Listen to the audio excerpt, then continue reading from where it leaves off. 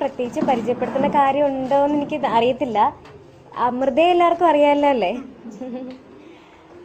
അമൃതയെ പോലെ തന്നെ സാധാരണ അല്ലെങ്കിൽ ഒരു പാവപ്പെട്ട വീട്ടിൽ ജനിച്ച് ഒരു വലിയ വീട്ടിലെത്തിയ ഒരാളുണ്ട്, മോദി സർ, നമ്മുടെ പ്രധാനമന്ത്രി.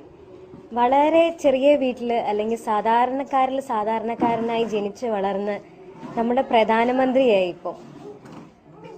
അതിന് കാരണങ്ങൾ എന്ന് പറഞ്ഞാൽ അദ്ദേഹത്തിൻ്റെ സത്യസന്ധതയും ക്ഷമയും ഒക്കെ തന്നെയാണ്. നമുക്ക് അദ്ദേഹത്തിൻ്റെ ഒപ്പം നീങ്ങാം. ഞാൻ പല ഷൂട്ടിൻ്റെ കാര്യത്തിനാണെങ്കിൽ കൂടെ വേറെ രാജ്യത്ത് അല്ലെങ്കിൽ ദുബായ്, ചെന്നൈ, എല്ലായിടത്തും അങ്ങനെ ബോംബെ ഇവിടെയൊക്കെ പോവാറുണ്ട്. അപ്പോൾ എനിക്ക് ഡിഫറൻസ് അറിയാൻ പറ്റുന്നുണ്ട്. ഇവൾ വീണ്ടും അപകടങ്ങളിലേക്ക്. ചെന്നൈയിലിരിക്കുമ്പോൾ അല്ലെങ്കിൽ ഞാൻ ഇതിന് ചന്ദനമേള തന്നെ തമിഴ് ചെയ്യുന്നുണ്ട്. അപ്പോൾ ഞാൻ വണ്ടിയിലിരുന്ന് മേക്കപ്പ് ചെയ്യും. പയ്യെ മേക്കപ്പ് ചെയ്ത് അതാകുമ്പോൾ കുറച്ച് നേരം ഉറക്കം കിട്ടുമല്ലോ എന്ന് വെച്ച് പയ്യെ എഴുന്നേറ്റ് വണ്ടിയിൽ കയറി മേക്കപ്പ് ഒക്കെ ചെയ്ത് പോവും. ആ സമയത്ത് ഇവിടെ വരികയാണെങ്കിൽ ഇവിടെ ചന്ദനമേള ഷൂട്ടിംഗ് തുടങ്ങുമ്പോൾ എനിക്ക് വണ്ടിയിലിരുന്ന് മേക്കപ്പ് ചെയ്യാൻ പറ്റില്ല. എന്താ കാര്യം? കണ്ണ് എഴുതാൻ പറ്റുമോ? ഇങ്ങനെ പോവും. ദുബായിലുണ്ട് അവര്. ഞാൻ ചേട്ടാ നാട്ടിൽ വരുന്നില്ലേ, നാട്ടിൽ നമുക്ക് എന്താ അടിച്ചു പൊളിക്കാലോ എന്നൊക്കെ പറഞ്ഞ് ഇങ്ങനെ സംസാരിക്കുമ്പോൾ അവര് പറയാ, ഇവിടെ നിൽക്കണമെന്ന് ആഗ്രഹം ഉണ്ടായിട്ടാണെന്നാണോ മേഘ്ന വിചാരിക്കുന്നത്? അല്ല, ഒരുപാട് ദുഃഖമുണ്ട്.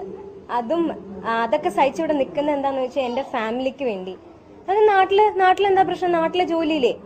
നാട്ടില് പൈസ കിട്ടത്തില്ലേ? ജീവിക്കാൻ പറ്റില്ലേ? ഇല്ല. അൺഎംപ്ലോയ്മെന്റ്. നാട്ടിലെ അൺഎംപ്ലോയ്മെന്റ് എന്താ പ്രശ്നം? 100% ലിറ്ററസി ആയത് നമ്മളുടെ തെറ്റാ? അല്ല.